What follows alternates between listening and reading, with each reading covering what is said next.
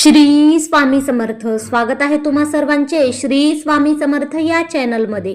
आजचा दिवस आपल्याला आनंदाचा जावो हीच स्वामी चरणी प्रार्थना करते आणि आजच्या व्हिडिओला सुरुवात करते. आज आपण स्वामी समर्थांच्या चोळाप्पा भक्ताविषयी माहिती जाणून घेणार आहोत, तर व्हिडिओ नक्की शेवटपर्यंत पहा.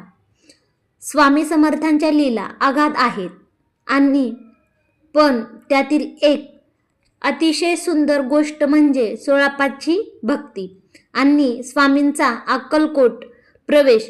ही गोष्ट केवळ चमत्कार नाही, तर ती गुरु आणि शिष्यातील निसीम प्रेमाची प्रतीक आहे. अक्कलकोटचा तो ऐतिहासिक दिवस जेव्हा स्वामी समर्थ पहिल्यांदा अक्कलकोटमध्ये आले, तेव्हा ते एका वाड्याच्या झाडाखाली बसले होते. त्यांचे रूप दिगंबर, तेजस्वी, डोळे आणि चेहऱ्यावर विलक्षण तेज होते. लोक त्यांना पाहून थक्क व्हायचे, पण कोणाचीही त्यांच्याशी बोलण्याची हिंमत होत नव्हती.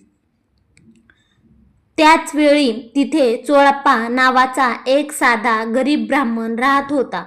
चोळाप्पाचे हृदय अतिशय कोमल होते आणि त्यांना तेव्हा स्वामींना पाहिले तेव्हा त्यांना जाणीव झाली की हा कोणी सामान्य माणूस नसून प्रत्यक्ष परब्रह्म आहे. भक्तीची ओढ आणि परीक्षा. चोळाप्पा स्वामींना आपल्या घरी येण्याची विनंती करू लागले, पण स्वामी तर अवलिया, ते सहजासहजी कुठे जात नसत. स्वामींनी चोळाप्पाची थट्टा करायला सुरुवात केली, त्यांना नाना तऱ्हेने बोलणे, पण चोळाप्पा हटले नाहीत. शेवटी स्वामी त्यांच्या घरी जायला तयार झाले. चोळाप्पाची परिस्थिती बेतीची होती, पण त्यांनी आणि त्यांच्या पत्नीने मोठ्या आनंदाने स्वामींची सेवा केली.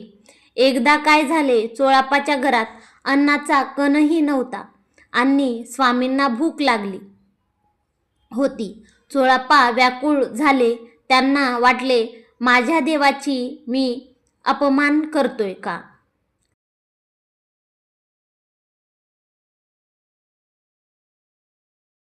स्वामींनी चोळाप्पाकडे पाहिले आणि हसून म्हणाले, चोळ्या, काळजी कशाला करतोस?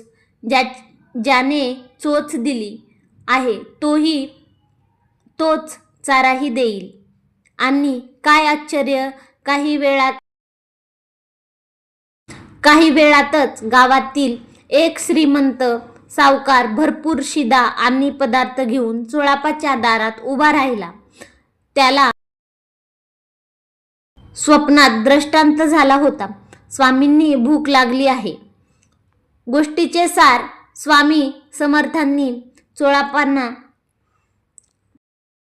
जगासमोर मोठे केले. चोळाप्पांच्या घरात राहून स्वामींनी अनेक चमत्कार केले, पण त्यांच्या मागे एकच संदेश होता, भक्तीमध्ये अहंकार नसावा. तुम्ही किती गरीब आहात किंवा तुमच्याकडे काय आहे, यापेक्षा तुमचे हृदय किती शुद्ध आहे हे स्वामी पाहतात. स्वामींचे ते प्रसिद्ध वाक्य आजही भक्तांना धीर देते, भिवू नकोस, मी तुझ्या पाठीशी आहे. ही गोष्ट आपल्याला शिकवते की जेव्हा आपण संकटात असतो आणि आपल्याला वाटते की आपण एकटे आहात, तेव्हा स्वामी कोणत्या रूपात आपल्याला मदतीला नक्कीच येतात.